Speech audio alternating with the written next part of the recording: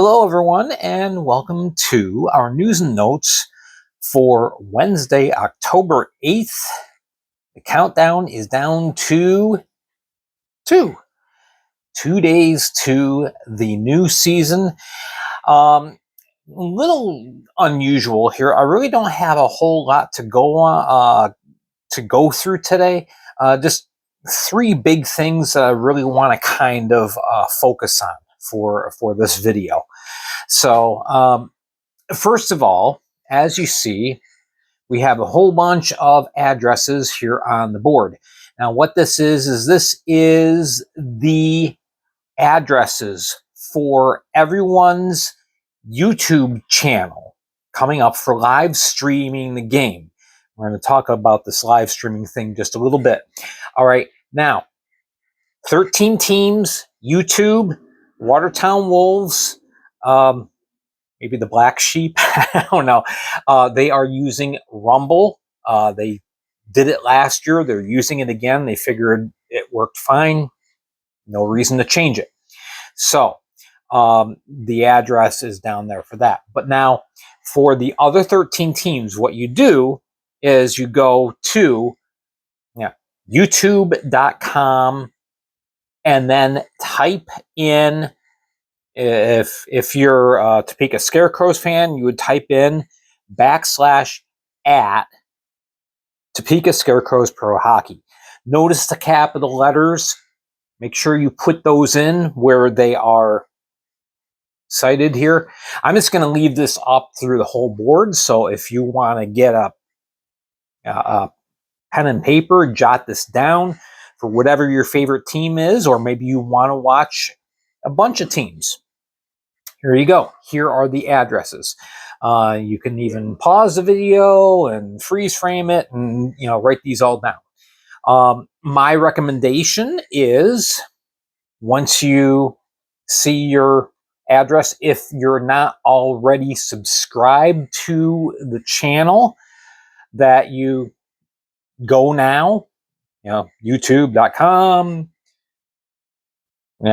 whatever team, subscribe and hit the notification bell. So when a game is about ready to come on, usually about 10 minutes before a game is going to be broadcast or the broadcast starts, usually you'll get a notification on your device.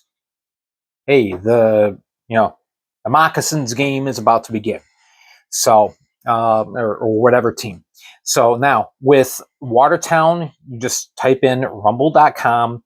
When you get to their page, you hit the little search icon and type in Watertown Wolves Hockey. Very easy. All right. So again, take notice of capital letters and that kind of stuff, because sometimes it does make a difference. So anyway, that way you guys have all these addresses. I wanted to provide those for you, and I did verify these with everyone, with the different teams, the PR directors. These are the correct addresses. All right, so now a lot of people are saying, okay, we've been talking about YouTube, then we talked about Sporfie, then we talked about YouTube again. What's the deal? All right, here's the deal. All right, basically, you want to view these channels as your primary method of watching your team's game, because Sporfie, even though the link on the Fed webpage says watch all the action live here, there's a little bit of a misnomer there. All right, there are different levels of Sporfie accounts. To use it for free, the only thing you are going to be able to access is select highlights of a game. All right, you can't watch an entire game on Sporfie for free. If you want to do that, you need to become a paid member of Sporfie. That is $39.99 per month. All right, so much like Flow Hockey with the SPHL, Sporfie in order to see the whole game on that platform, you need to be a paid subscriber. All right. So obviously, I know a lot of people are like, I can't afford $40 a month, or, I would rather put that money towards something else. Well, then use these web addresses, because YouTube is free, Rumble is free. You're not going to have any issues as far as watching the games. The confusion with last year seems to be clarified. I know a lot of the PR directors talked to each other and said if they had problems with YouTube last year, they found out, they got feedback from YouTube. Yeah, they actually got feedback as far as why certain teams' channels were taken down, what caused the offense, and those things have been corrected. So I do not anticipate there being any problems with anyone's feed being taken down like it was last year.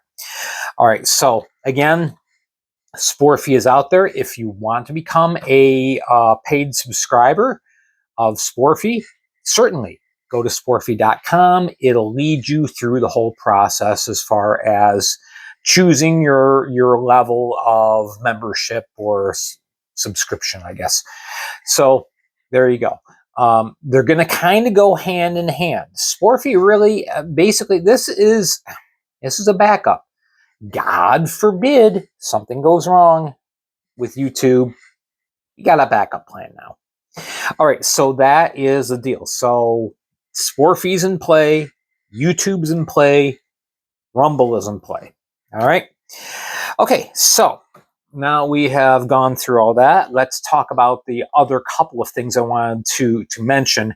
And like I said, I'm not going to a different board today. I'm just leaving this up there so you can make sure your address matches, all that kind of stuff. All right, call-ups.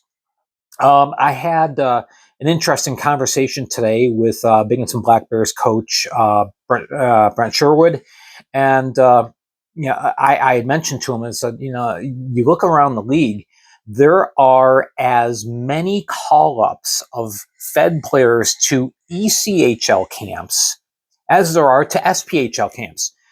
Hasn't been that way in the past. In the past, you've had probably the majority of call-ups going to the SP, and then a few going to the ECHL. Not this year. It's about even. And that is a really, really good sign. That means a couple of things. That means, first of all, that there are a lot of relationships being built. Topeka coach Robbie Nichols has talked a lot on YouTube about how great they value the relationship that they have with Steve Martinson and the Allen Americans. There's a very tight-knit bond there. Likewise, some other teams have developed relationships with some other clubs, and that's a great thing. It means that more and more people are recognizing the FPHL as a good league. It's not the old what's the word I'm looking for? Stereotype of all these are just beer leaguer wannabes. Maybe there was a close resemblance to that years ago. That is not the case anymore. The FPHL is becoming better and better and better every year. And I've heard a lot of players talking about how they expect this year to be the toughest and the best competition that they've had yet for those who have been in the FPHL for a year or two or three. So the league is becoming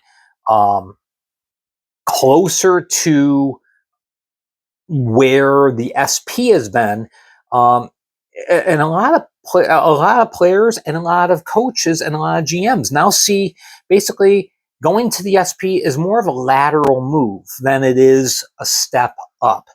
Not taking anything away from the SP, because the SP has been a very good league for a very long time.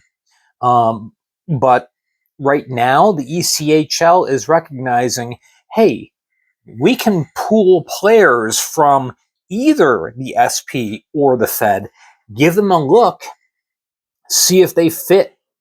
Maybe they will. Maybe they can play ECHL hockey.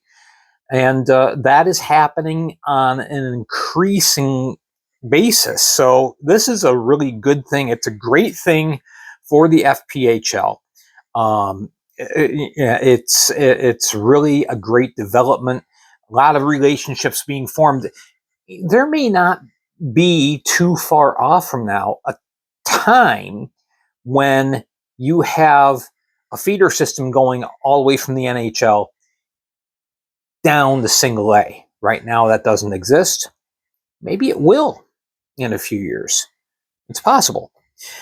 So anyway, I just wanted to talk about that because, again, it seems like every team in the FPHL, or just about every team, has at least a couple players that are up in ECHL camps, and that is a great thing. We want to see players progress in their careers.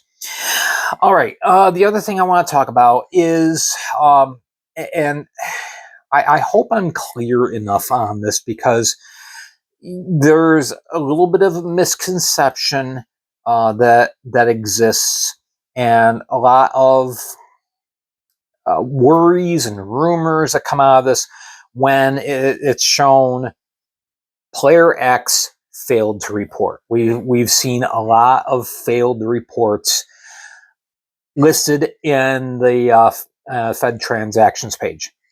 Now, again, first of all, the league has required teams to report this. Okay, they have to. If there is not a legitimate reason, like the player has filed retirement paperwork and has said, I'm done playing hockey, or if they're called up to the ECHL or something like that, basically they have to get listed as failed to report if they're not physically there in camp. Okay, now there's a misconception that when you see player X failed to report, they just didn't like who they were going to, or who they were playing for. Very few cases of that. I'm not saying that doesn't exist, but that is a very rare situation. The majority, I will say the majority right now of players listed as failed to report are either one of two categories. One, they have decided to retire or go on to the next thing in their lives, and they just didn't file official paperwork with the FPHL. For example, Mario Cavallari, Twin City. Okay, he is coaching up in Canada. He has no intention of continuing to play. He's basically said, I'm retired, but he just hasn't filed paperwork with the FPHL. So he gets listed as failed to report for Twin City. Same case for Joe Kennedy and for who was the third player, Peter Panachek. All right, and they're done playing, and most of these players that are retiring, they have posted something on social media saying the time has come. I'm moving on to something new. But they're still listed as property of whatever team. So the team has to list them as filed to report. Anyway, that's the first category. The second category, and this is a big category right now. As you know, the FPHL, and we've talked about this, they wanted to be able to offer P1 visas, in other words, year-long visas. They put in an application into Immigration Naturalization Service.